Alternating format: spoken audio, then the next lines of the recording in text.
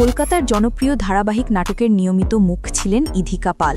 ছোট পর্দায় তার অভিনয়, সৌন্দর্য আর সহজ সরল অভিব্যক্তি তাকে দর্শকদের মনে জায়গা করে দেয় খুব অল্প সময়েই।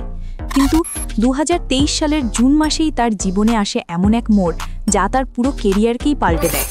সেই বছর ঢালিউডের সুপারস্টার শাকিব খানের সঙ্গে প্রথমবার কাজ করেন ইধিকা। ছবির নাম প্রিয়তমা। প্রথম সিনেমাতেই তিনি যেন বাজিমাত করেন। ছবিটি একদিকে যেমন ব্যবসায়িক সাফল্য পায়, তেমনি ইধিকাকে পৌঁছে দেয় খ্যাতির নতুন উচ্চতায়।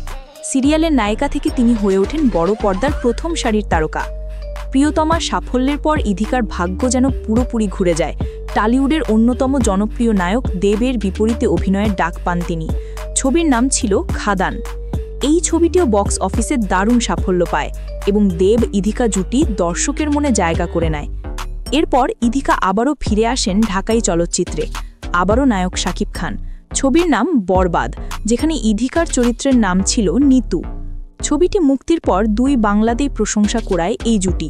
শুধু শাকিব ইধিকার রসায়ন নয়, ইধিকার অভিনয় ও উপস্থিতিও আলোচনার কেন্দ্রবিন্দুতে চলে আসে। এরপর একের পর এক প্রজেক্টে কাজ করতে থাকেন তিনি। বহুরূপ এবং রঘু ডাকাত এই দুটি ছবিতেও তার অভিনয় প্রশংসিত হয়।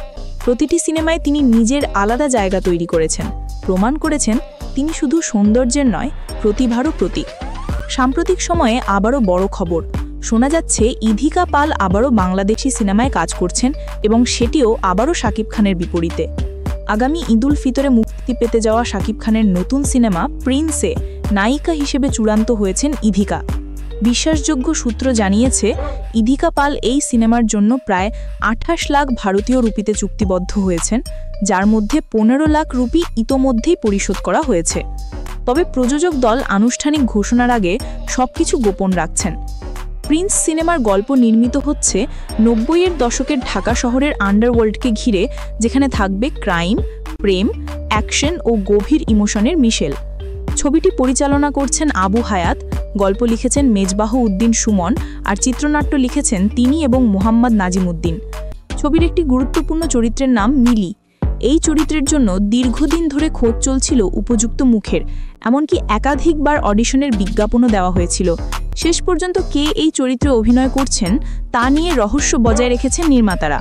এই মুহূর্তে শাকিব খান ব্যস্ত আছেন তার চলতি প্রকল্প সোলজার নিয়ে, যেখানে তার সহ অভিনেত্রী জান্নাতুল ফেরদৌস ঐশী এবং তানজিন তিশা। ছবিটি ডিসেম্বর মাসে মুক্তির অপেক্ষায়। অন্যদিকে ইধিকা বর্তমানে রয়েছেন লন্ডনে। চলছে প্রজাপতি 2 সিনেমার শুটিং, যেখানে তার সহ অভিনেতা আবারও দেব। এর ফলে দেব ও ইধিকা টানা 3টি সিনেমায় একসঙ্গে কাজ করছেন, যা তাদের জুটিকে আরও জনপ্রিয় করে তুলেছে। সিরিয়াল থেকে সিনেমা, ইধিকা পালের এই যাত্রা যেন এক সিনেমার গল্পই। শুরুটা ছিল ছোট পর্দায়, কিন্তু আজ তিনি 2 বাংলার আলোচিত তারকা। প্রিয়তমা তাকে বানিয়েছে স্টার, খাদান দিয়েছে সম্মান, আর প্রিন্স হয়তো তাকে নিয়ে যাবে কিংবদন্তির কাতারে।